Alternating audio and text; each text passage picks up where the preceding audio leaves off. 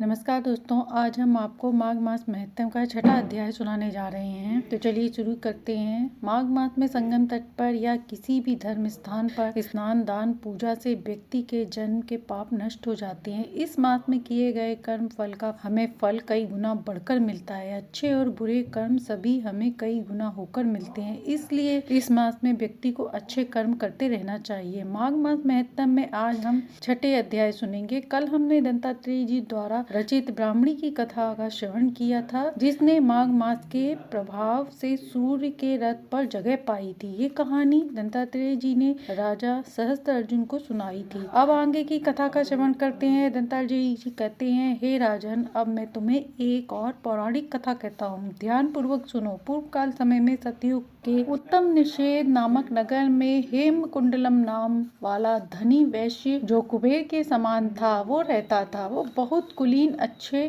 काम करने वाला, देवता अग्नि और ब्राह्मण की पूजा करने वाला, खेती का काम करता था। वह गौ घोड़े भैंस आदि का पालन करता, दूध दही छाछ गोबर घास गुड़ चीनी आदि अनेक वस्तु बेचा करता था, जिससे उसने बहुत सा धन इकट्ठा कर लिया था। जब बहुत बूढ़ा हो गया तो मृत्यु को निकट समझकर उसने धर्म के काम करने आरंभ कर दिए। तब उसने भगवान विष्णु का मंदिर बनवाया, कुआं तालाब बावड़ी आम पीपल बड़ के वृक्ष लगवाए तथा सुंदर बाग बगीचे लगवाए। सूर्योदय से सूर्यास्त तक वह दान करता, गांव के चारों तरफ जल प्याऊ लगवाया। सारे जन्म भर जितने भी पाप किए थे उनका प्रायश्चित करने लगा। उसके दो पुत्र थे, जिनका नाम उसने कंडल और विकुंडल रखा।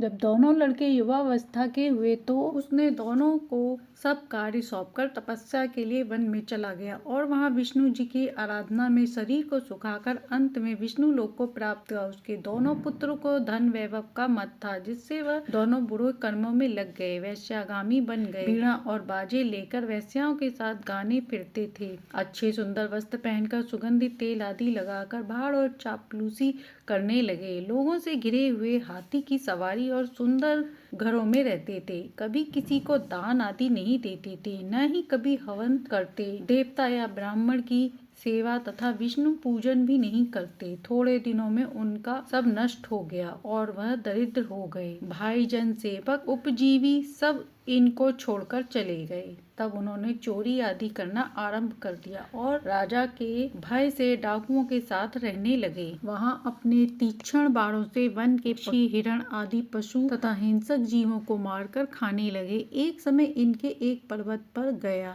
और दूसरा भाई उसी समय वन को गया और जहां उसे काले सर्प ने डस लिया, जिससे उसकी मृत्यु हो गई। यमराज के दूत उन दोनों को बांधकर यम के पास लाए और कहने लगे कि महाराज, इन दोनों पापियों के लिए क्या आज्ञा है। चित्रगुप्त ने उन दोनों का लेखा जोखा कर्मों की आलोचना करके दूतों से कहा कि बड़े भाई कंडल को घोर नरक में डालो और दूसरे भाई विकंडल को स्वर्ग ले जाओ, जहाँ उत्तम भोग है।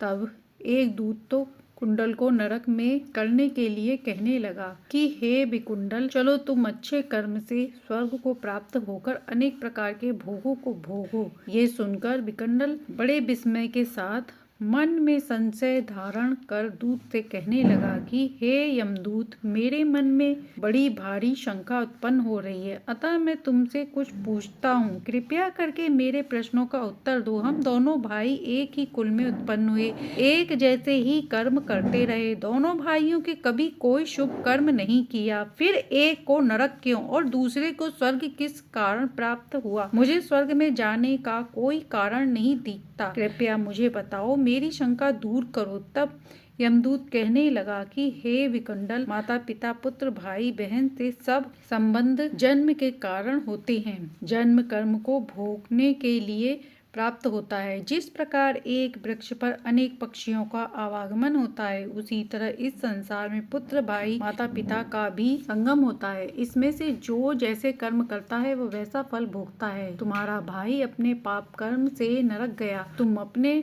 पुण्य कर्म के कारण स्वर्ग जा रहे हो। तुम विकुंडल में आश्चर्य से पूछा कि मैंने तो कोई धर्म का कार्य नहीं किया, सदैव पापों में लगा रहा, मैं अपने पुण्य के कर्म को नहीं जानता। यदि तुम मेरे पुण्य के कर्म को जानते हो तो कृपया करके मुझे बताओ। तब देवदूत ने कहा, मैं सब प्राणियों को भली भांति जानता हूँ। तुम नहीं जानते। सुनो, हरिमित्र का पुत्र सुमित्र नाम का ब्राह्मण था, जिसका आश्रय तुमने लिया।